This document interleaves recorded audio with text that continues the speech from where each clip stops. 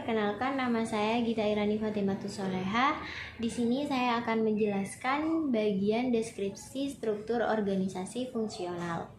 Struktur organisasi fungsional adalah salah satu jenis struktur organisasi di mana orang-orang di dalamnya itu dikelompokkan berdasarkan fungsi atau spesialisasi pekerjaan yang mereka lakukan.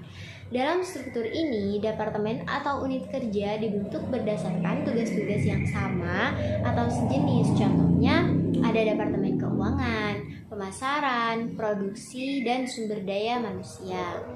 Selanjutnya, ada koordinasi dalam struktur organisasi fungsional. Jadi, koordinasi dalam struktur organisasi fungsional ini dilakukan melalui berbagai macam mekanisme. Yang pertama, ada hierarki manajemen. Jadi, manajer tingkat atas memastikan komunikasi dan koordinasi antar bagian fungsional dan memberikan arahan dan mengatur aliran informasi. Yang kedua, ada tim dan komite. Pembentukan tim lintas fungsional atau komite dapat membantu dalam mengkoordinasikan kegiatan antar bagian fungsional untuk mencapai tujuan bersama. Yang ketiga, ada integrasi sistem informasi. Jadi, penggunaan sistem informasi yang terintegrasi memungkinkan berbagi data dan informasi secara efisien di seluruh organisasi. Yang terakhir, ada fungsi utama dari struktur organisasi fungsional. Jadi, yang pertama itu ada spesialisasi. Jadi, struktur ini memungkinkan spesialisasi dalam tugas dan tanggung jawab dengan mengkelompokkan orang berdasarkan fungsi atau keahlian tertentu seperti keuangan, pemasaran, atau produksi. Yang kedua, ada efisiensi. Dengan memusatkan sumber daya dan keahlian pada area tertentu, struktur fungsional dapat meningkatkan efisiensi dalam pelaksanaan tugas dan mencapai standar yang lebih tinggi dalam kinerja. Yang terakhir, ada koordinasi. Meskipun terdapat potensi untuk silo departemen, struktur ini menyediakan kerangka kerja untuk koordinasi antar departemen fungsional melalui hierarki manajemen, komunikasi terbuka, dan mekanisme lainnya. Terima kasih, mungkin itu yang dapat saya sampaikan. Kurang lebihnya, mohon maaf. Perkenalkan, nama saya Helma Putri Kusuma, NIM 224101030033. Di sini saya akan menjelaskan tentang struktur organisasi divisional. Perkenalkan, nama saya Helma Putri Kusuma, NIM 224101030033. Di sini saya akan menjelaskan tentang struktur organisasi divisional. Struktur organisasi divisional adalah jenis struktur organisasi yang melakukan pengelompokan berdasarkan pada kesamaan produk, jasa, servis, layanan, pasar, dan letak geografisnya. Jenis struktur organisasi diterapkan pada sebuah perusahaan berskala menengah hingga perusahaan besar. Oleh karena itu, biasanya operasional yang dikeluarkan akan lebih tinggi jika dibandingkan dengan struktur fungsional.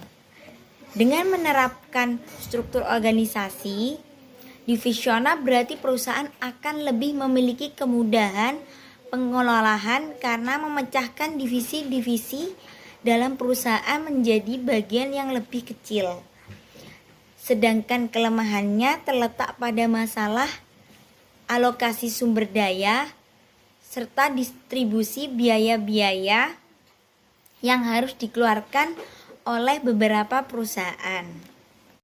Dan materi selanjutnya yaitu kelebihan struktur organisasi divisi antara lain, yaitu yang pertama, pekerjaan keseluruhan lebih mudah dikoordinasikan.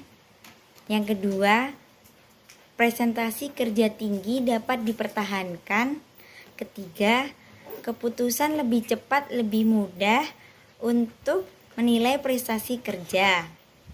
Dan selanjutnya, namun ada beberapa kekurangan dari divisi divisional. Yang pertama, mengakibatkan turunnya komunikasi antara karakteristik fungsional, berpotensi untuk menimbulkan bersaing antara divisi. Dan yang kedua, pendelegasian yang besar dapat menimbulkan masalah. Dan yang ketiga, menambah biaya karena adanya duplikasi karyawan, operasional, dan investasi. Assalamualaikum warahmatullahi wabarakatuh. Perkenalkan, nama saya Alifini Jamilah dengan NIM 224101030028. Akan menjelaskan tentang organisasi lini. Dalam buku Teori Organisasi, Muhyiddin dan kawan-kawan berpendapat bahwa organisasi lini dalam bahasa Inggris dikenal dengan istilah line structure. Organisasi lini merupakan bentuk organisasi yang di dalamnya terdapat garis wewenang secara vertikal antara atasan dengan bawahan. Karena bentuknya vertikal, orang yang memegang jabatan rendah harus bertanggung jawab kepada atasan. Setidaknya, setiap unit di organisasi lini memiliki satu kepala bagian yang bisa bertanggung jawab dan membuat laporan rutin. Dalam organisasi lini, dari pimpinan tertinggi sampai dengan karyawan dengan jabatan terendah dihubungkan dengan garis komando atau garis wewenang.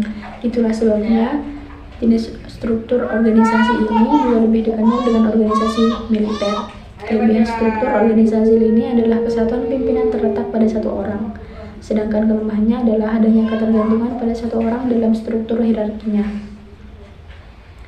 Berdasarkan susunan di atas, dapat dilihat jika direktur membawahi manajer secara langsung, segala perintah akan diberikan kepada manajer dan manajer harus bertanggung jawab kepada atasan. Begitu pula manajer yang membawahi anggota secara langsung, perintah akan diberikan manajer dan anggota harus bertanggung jawab kepada atasan. Assalamualaikum warahmatullahi wabarakatuh. Perkenalkan, nama saya Imel Amanda. Di sini saya akan menjelaskan tentang deskripsi struktur organisasi lini dan staf. Struktur organisasi lini dan staf adalah jenis struktur organisasi yang menggabungkan beberapa kombinasi dari struktur organisasi lini dengan asas komando, namun tugas pimpinan dibantu oleh beberapa staf.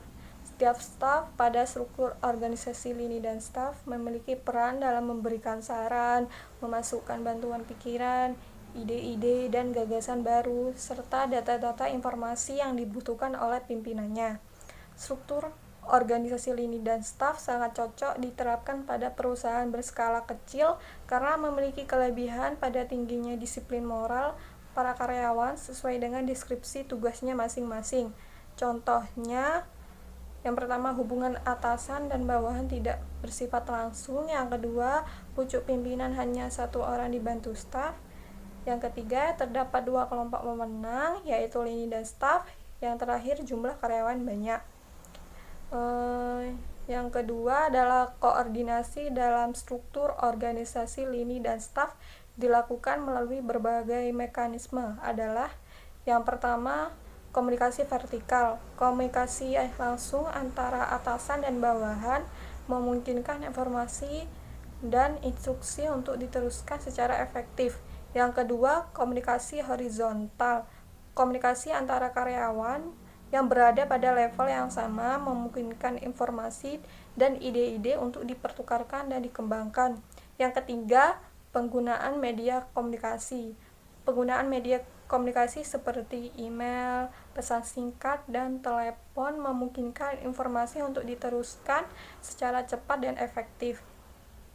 Yang ketiga, fungsi utama dari struktur organisasi lini dan staf adalah sebagai berikut. Yang pertama, kesatuan pimpinan. Kesatuan pimpinan terletak pada satu orang yang memungkinkan pengambilan keputusan yang cepat dan efektif. Yang kedua, pengembangan bakat. Struktur organisasi lini memungkinkan pengembangan bakat segenap anggota organisasi terjamin. Yang ketiga, pengawasan. Proses pengawasan dapat dilakukan dengan lebih efektif karena adanya garis wewenang yang jelas. Yang terakhir, solidaritas.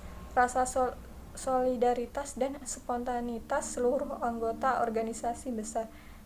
Cukup sekian presentasi dari saya. Wassalamualaikum warahmatullahi wabarakatuh. Assalamualaikum warahmatullahi wabarakatuh. Perkenalkan, nama saya Muhammad Syakir Mujahid, NIM 224 1010 319. Di sini saya akan menjelaskan deskripsi struktur organisasi komite dan staf. Struktur organisasi komite dan staf adalah bentuk organisasi yang di mana tugas kepemimpinan dan tugas tertentu dilaksanakan secara kolektif oleh sekelompok pejabat yang berupa komite atau dewan. Namun tugas pimpinan ini akan dibantu oleh beberapa staf. Dalam struktur organisasi ini, setiap tugas kepemimpinan dan tugas-tugas khusus lainnya harus dilaksanakan dan dipertanggungjawabkan secara kolektif oleh sekelompok pejabat yang berupa dewan atau komite. Organisasi dalam komite biasanya terdiri dari pimpinan komite yang merupakan pimpinan dan dengan kewenangan lini, dan staf komite yang merupakan karyawan dengan kewenangan staf. Assalamualaikum warahmatullahi wabarakatuh. Perkenalkan, nama saya Abdul Fikri Al-Akbar. Di sini saya akan melanjutkan penjelasan dari teman saya sebelumnya mengenai dari deskripsi organisasi komite dan staf. Setelah mendengarkan penjelasan mengenai apa itu organisasi komite dan staf, maka selanjutnya saya akan menjelaskan tentang koordinasi dan fungsi dari organisasi komite dan staf tersebut tadi. Nah, koordinasi komite sendiri yaitu terdiri dari kelompok individu yang mana memiliki suatu keahlian atau kepentingan tertentu dalam suatu bidang atau proyek tertentu. Nah, koordinasinya itu komite dilakukan melalui rapat-rapat, diskusi, dan pemilihan komite untuk memastikan tujuan bersama tercapai. Nah, hal ini berfungsi sebagai yang pertama adalah untuk sebagai pengambilan keputusan. Artinya, komite itu bertanggung jawab untuk memutuskan kebijakan, strategi, dan langkah-langkah tertentu yang relevan dengan bidang atau proyek yang mereka tangani. Terus yang kedua ada konsultasi dan pembahasan. Hal ini sebagai komite untuk berperan dalam memberikan masukan, saran, dan pemikiran kritis terkait masalah yang ada. Selanjutnya itu sebagai pengawasan. Dalam kasus ini, komite memiliki fungsi sebagai pengawas agar untuk memastikan bahwa kegiatan yang dilakukan sesuai dengan standar atau kebijakan yang ditetapkan. Nah, selanjutnya yaitu koordinasi dari staf. Koordinasi staf sendiri biasanya terdiri dari individu-individu yang memiliki peran dan tanggung jawab secara spesifik agar koordinasi staf ini dilakukan melalui pelaporan kepada atasan langsung dan komunikasi yang rutin. Staf sendiri memiliki fungsi sebagai pelaksanaan tugas. Terus ada sebagai kolaborasi, yang mana artinya staf itu bekerja sama dengan staf yang lain. Dan yang terakhir adalah riwayat. Staf seringkali sebagai ujung tombak dalam menjalankan operasional sehari-hari. Nah, itulah penjelasan dari kelompok kami mengenai struktur organisasi yang ada. Mungkin kurang lebihnya mohon maaf jika ada salah. Saya perwakilan kelompok ingin mengucapkan mohon maaf. Wassalamualaikum warahmatullahi wabarakatuh.